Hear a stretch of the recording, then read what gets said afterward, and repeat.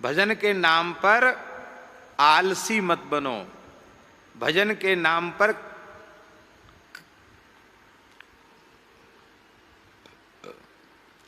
प्रमादी मत बनो, दीर्घसूत्री मत बनो, क्रियाशील बने रहो। चलो, चलू माने, चलू माने क्या है?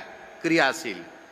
चरई वेति चरई वेति, निरंतर क्रियाशील बने रहो।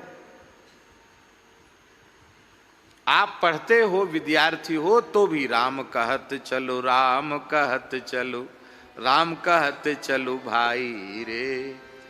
ये भाई क्यों कह रहे हैं? बहुत प्रेम के कारण। अरे भाई क्या घाटा है इसमें? राम कहत चल। बालक बालिकाएं पढ़ने जाते हैं, उनको केवल समझ आ जाए कि रास्ते का समय हम बर्बाद नहीं करेंगे। राम कहत चल, राम कहत चल, राम कहत चल भाई रे। आने जाने का कितना समय राम नाम के उच्चारण में जाएगा, कितना आनंद होगा।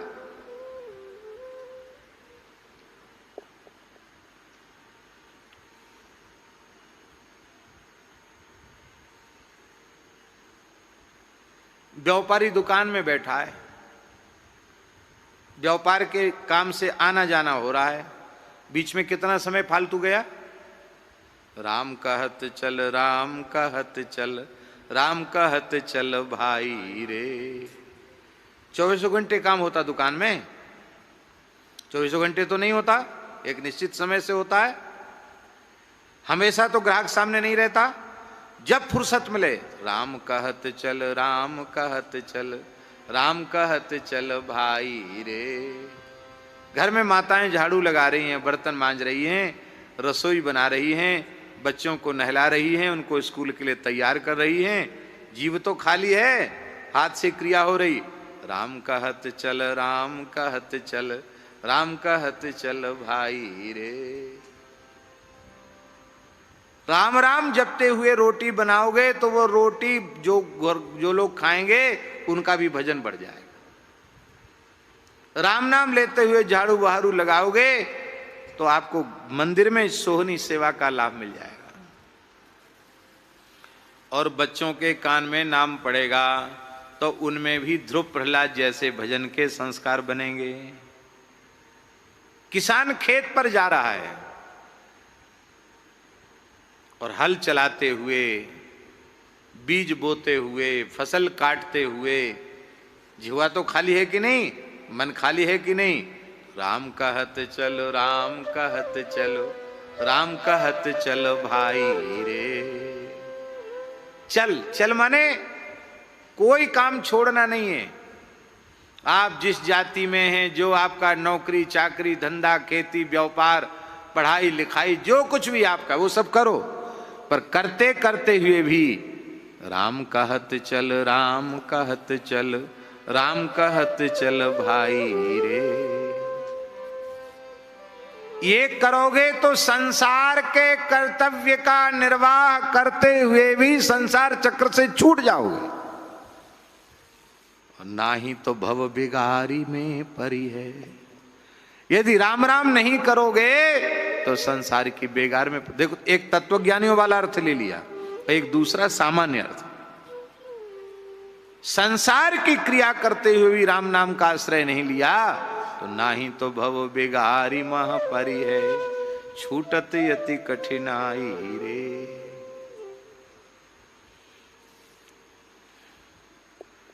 आप लोगों में से कितने लोग हैं जो वहाँ ड्यूटी पे सेवा में जाते हैं और शरीर से काम करते रहते हैं और कथा सुनते रहते हैं? सुनते हैं कि नहीं सुनते हैं? 7-8 लोग ये लोग हैं।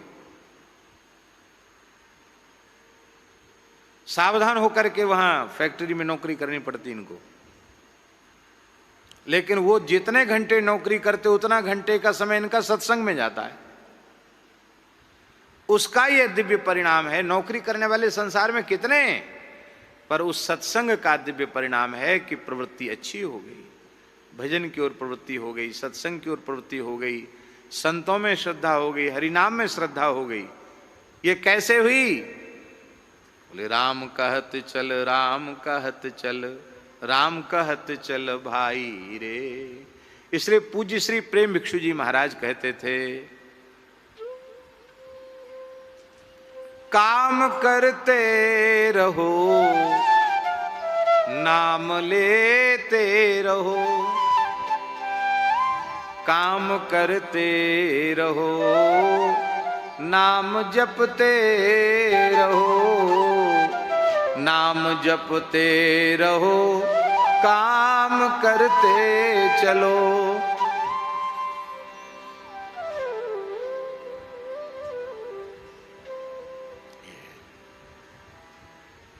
मुख में हो राम नाम, राम सेवा हाथ में। मुख में हो राम नाम, राम सेवा हाथ में। तू अकेला नहीं प्यारे, राम तेरे साथ में।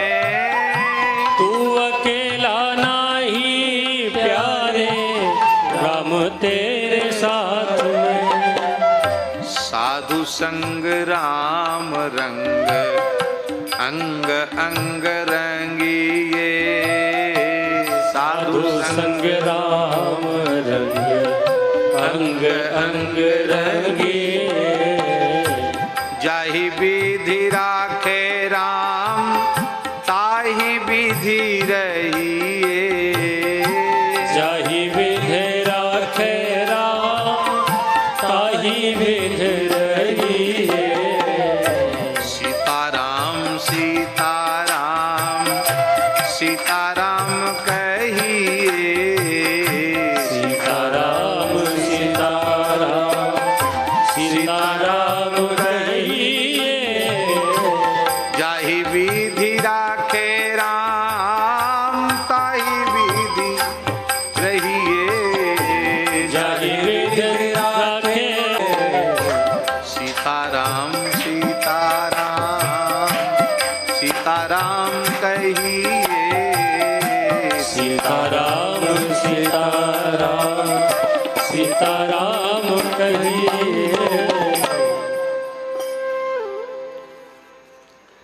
आप जब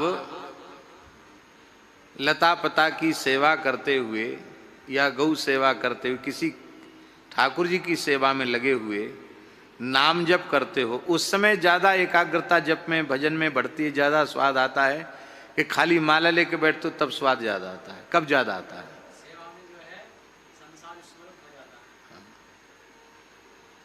इसलिए मैंने इनके सामने कहा कि इन्होंने स्वयं हमको कहा था कि संसार की विस्मृति नहीं होती है, पर सेवा करते हुए नाम जप करते हुए संसार भूल जाता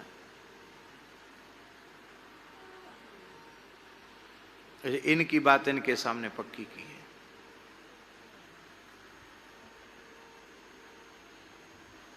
अरे महाराज जी, रुई धुनने का काम, कपास धुनने का काम, कपास होता ना उसको धुना जाता, उसको बिनोला अलग निकल जाता है, फिर उसका कॉटन रुई, उस रुई को फिर तकिया गद्दा वगैरह में सब में भरा जाता है। तो रुई धुनने का काम बड़ा भारी काम है, बहुत मेहनत का काम है रुई धुनना। और धुनने के बाद और उसके छोटे छोटे जो रुंगना है वो भीतर चले जाते, उससे तब तो मुंह पर यहाँ कुछ कपड़ा बांध करके तब उसको रुई को धुना जाता है। जैसे आजकल लोग मास्क लगाए ना, ऐसे कुछ कपड़ा वपड़ा बांध करके तब उसको धुना जाता है। और दिन भर रुई धुनने का काम, तो रात में खा पी के सोएगा कि भजन करेगा? क्या करेगा? सोएगा। भाई धंधे वाला आदमी है, गृहस्थी वाला आदमी, तो क्या करेगा बेचारा? अब रुई धुनने वाले को तो माला फेरने का बिल्कुल समय नहीं।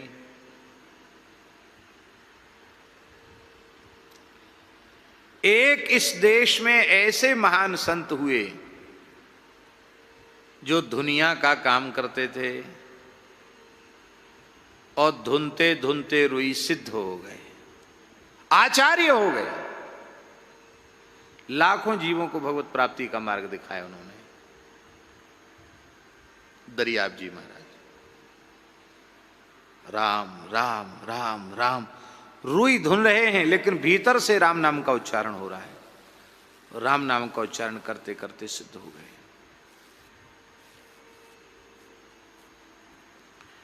एक लोहे का काम करने वाला एक बालक, जगह का नाम हम नहीं लेंगे,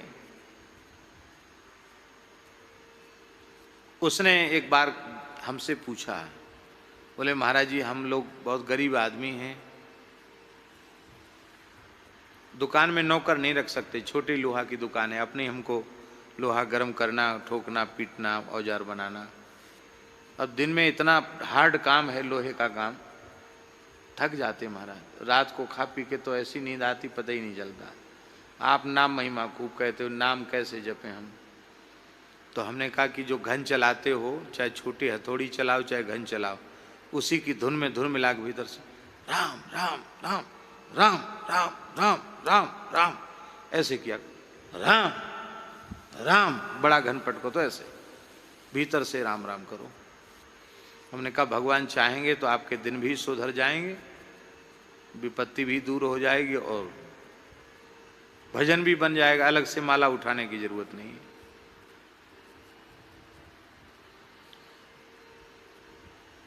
उसी क्षेत्र में 1-1.5-2 साल बाद पुनः हम गए, तो उस लड़के को मैंने पूछा, काम अभी भी वो दोनों 2 भाई हैं, अभी भी वो बहुत अच्छे भजन, बहुत अच्छा भजन करने वाले हैं, पूरा परिवार बहुत अच्छा है।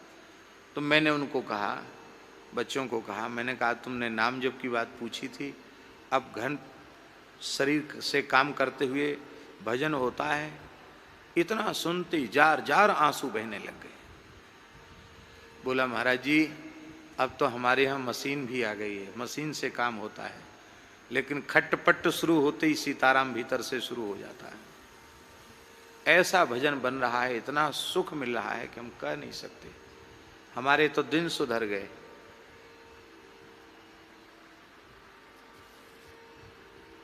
भजन की पद्धति है, काम करते रहो और नाम जपते रहो। इसलिए राम कहत चलू, राम कहत चलू, राम कहत चलू भाई रे। कितना बढ़िया हो, बच्चे स्कूल जाएं राम राम करते हुए, हैं, मास्टर पढ़ाने जाएं राम राम करते, व्यापारी दुकान पर जाएं राम राम करते, लौट के आए राम राम करते हुए, माताएं घर का सब काम राम राम करते हुए करें। महाराज सब लोग राम नाम जप में अपने मन को लगा देवें, संसार की सभी समस्याएं निर्मूल हो जाएंगी। फिर किसी भी जाति में जन्म हुआ हो, कल्याण में संदेह नहीं रहेगा। कोई काम बिगड़ेगा नहीं राम राम करने से। आज तक किसी भी पोथी पत्रा में, इतिहास में, किसी विज्ञान के सिद्धांत में आपने कहीं देखा सुना कि बिना कारण के कार्य हुआ हो? बिना बीज के वृक्ष आज तक हुआ ही नहीं। बिना बीज के वृक्ष नहीं हुआ। लेकिन भैया बिना बीज के खेती हो गई धन्ना जी की। कैसे हो गई? राम कहत चल, राम कहत चल, राम कहत चल भाई रे। राम कहत चल, राम कहत चल, राम कहत चल भाई रे।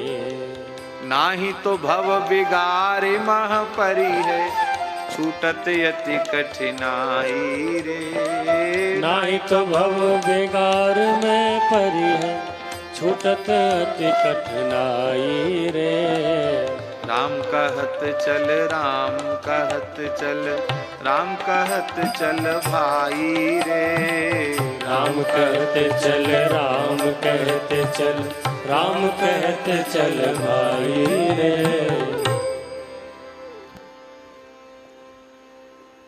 धना जी के यहां संत आए, आते ही रहते थे, इतनी साधु सेवा करते थे धना जी। जाट कुल में जन्म था उनका, किसान थे, बचपन में ही भगवत प्राप्ति हो गई थी। कथा आप सब जानते धना जी की। पिताजी बड़े परेशान थे इनकी संत सेवा से। अरे भाई कभी कभार कोई साधु आ जाए, मुट्ठी दो मुट्ठी आटा दे दो, चना चवेना दे दो, हाथ जोड़ लो, महाराज पधारो।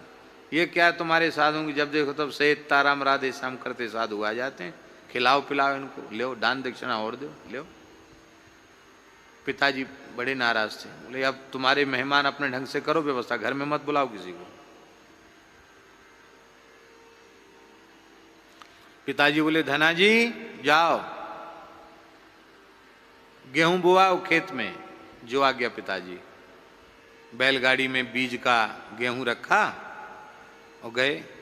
एक जमात मिल गई सामने से, सीताराम सीताराम। अरे महाराज तो मंगलमय प्रभात है, सवेरे सवेरे इतने संतों का दर्शन हो गया। आप लोग कहाँ पधार रहे हैं? बोले हम तो यहाँ पुष्कर जी आए थे दर्शन करने राजस्थान में, तो यहाँ हमने सुना कि जगत गुरु श्री रामानंदाचार्य भगवान के एक शिष्य हैं धना जी, उनको बचपन में ही भगवान का दर्शन हो गया। एक सिद्ध महापुरुष के आचार्य के शिष्य हैं, तो हम भी धना जी का दर्शन करने आए।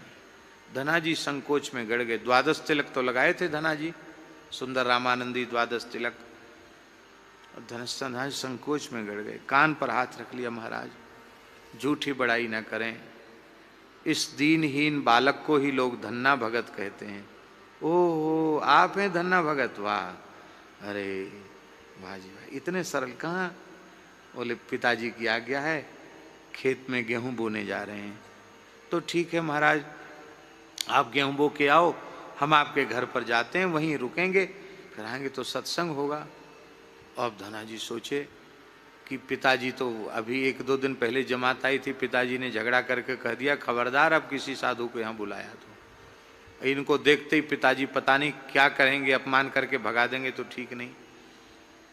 बोले महाराज देखो गांव में जाके क्या करोगे, आपको हमें दर्शन देकर कृतार्थ करना था, हमें तो दर्शन हो ही गए। तो महात्मा लोग तो विनोदी होते हैं, बोले अरे ऐसे थोड़ी, ऐसे खाली दर्शन से काम थोड़ी चलेगा।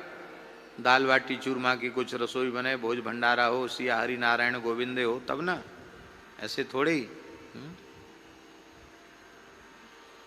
हमारे महाराज जी कहते कि एक त्यागी महात्मा थे,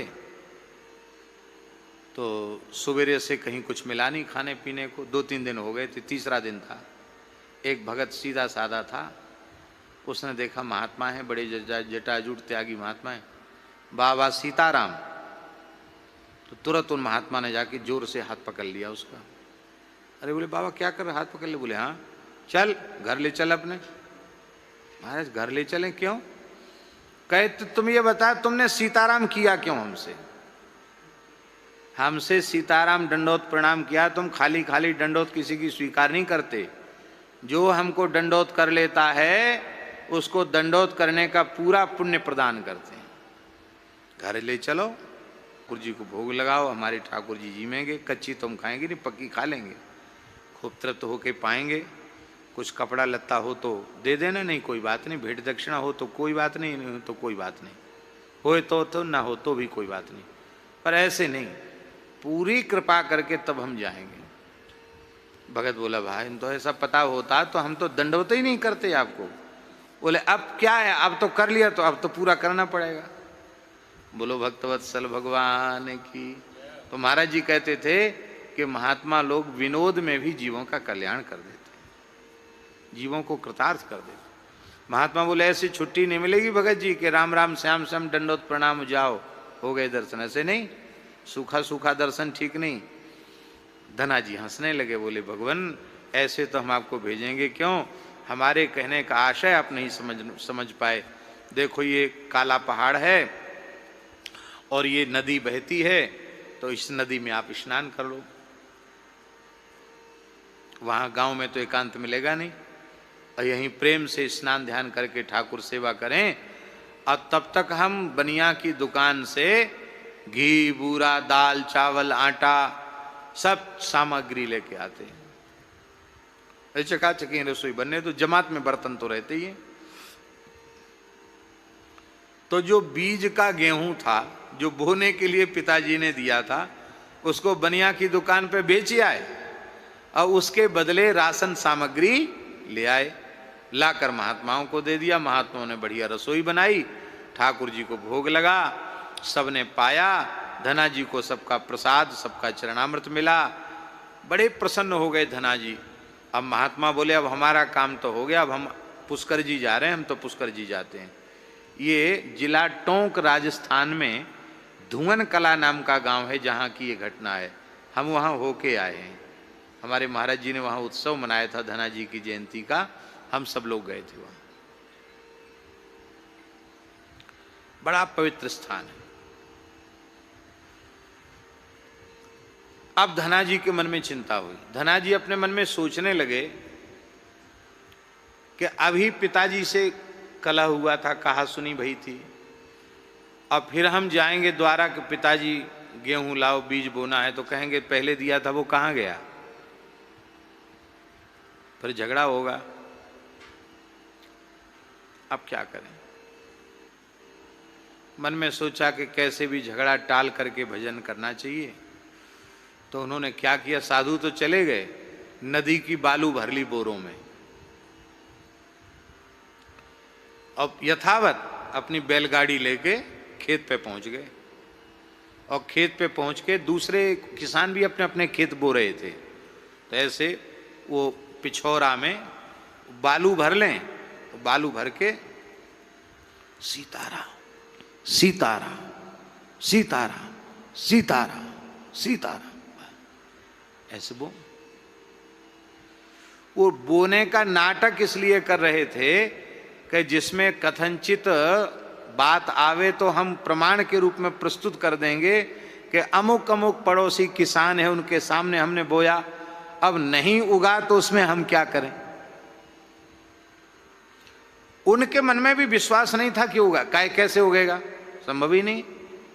अरे बोने का झूठ मूठ का नाटक किया जाए और बीज बोए ही न जाएं, वो फसल कैसे होगी। और झूठ मूठ का सीताराम सीताराम बोल करके बोने का नाटक करके आए धना जी। और इधर आस पास के लोगों ने आकर धना जी से कहा, और जो पड़ोसी किसान थे उन्होंने कहा, धन्ना जी, हाँ हाँ ताऊ, हाँ काका, कहो कहा बात है। बोले तुम काशी गए थे, एक महात्मा से दीक्षा लेके आए, रामानंदाचार्य जी से, तो वहां से कोई तंत्र मंत्र सीख के आए हो क्या, ये बात समझे नहीं। बोले हम लोगों ने उसी समय खेत बोया था, और ये जो हमारे पड़ोसी ने तो 2-3 दिन पहले खेत बो दिया था, इनके तो अंकुर ही नहीं निकला, हमारे भी कुछ नहीं हुआ खेत में, और तुम्हारी इतनी बड़ी बड़ी फसल कैसे हो गई। आज तक तो ऐसा देखा सुना नहीं गया। तो धना जी सोचे कि ये लोग सब हंसी उड़ा रहे हैं, हमारे तो खेत में कुछ आया नहीं होगा, सबके अंकुरण हो गया होगा, हमारे तो कुछ हुआ नहीं, इसलिए हंसी उड़ा रहे हैं। अब जब गांव में हल्ला मचा तो गांव के बड़े बूढ़े लठिया टेकते हुए गए, ओ भैया ऐसा खेत, ऐसी फसल, जैसे नाप तौल के एक एक बीज बोया गया हो, इतनी बड़ी बड़ी फसल, ये तो संभव ही नहीं है कि कल बो और आज इतनी बड़ी फसल हो जाए, कैसे संभव, संभव ही नहीं। बड़े बूढ़ों ने कहा, धना जी बात समझ में नहीं, ये हुआ कैसे। तब धना जी के पिताजी और धना जी सब वहां गए, देखा। पिताजी बोले भैया खेती करते करते, किसान के बेटा हैं, खेती करते करते हमारा बुढ़ापा आ गया, कल बोए और आज इतनी फसल हो जाए, ये तो संभव ही नहीं है, हुआ कैसे, सच्ची सच्ची बात बताओ। तो धना जी ने हाथ जोड़कर कहा, पिताजी क्षमा करना, हमने तो खेत में कुछ बोया ही नहीं। अरे बिना बोए कैसे हो गया। तो हमने जो बीज का गेहूं दिया था उसका क्या किया। बोले उसको हमने खेत में नहीं बोया। पिताजी बोले फिर कहाँ बोया। बोले हमने तो संतों के मुख में बोया था। कहाँ बोया, संतों के मुख में बोया और पैदा खेत में हो गया। पिताजी साधुओं की जमात आई थी, उस अन्न से राशन खरीद कर साधुओं को जिमा दिया गया। झूठ मूठ का रेत भर के सीताराम सीताराम बोलकर बोने का नाटक कर दिया गया। ये संत सेवा की महिमा है। पिताजी रो पड़े, बेटा अब चाहे जितने साधुओं को बुलाओ और अब हमारे ऊपर भी कृपा करो कि हम भी राम राम करने में लगे। सब लोग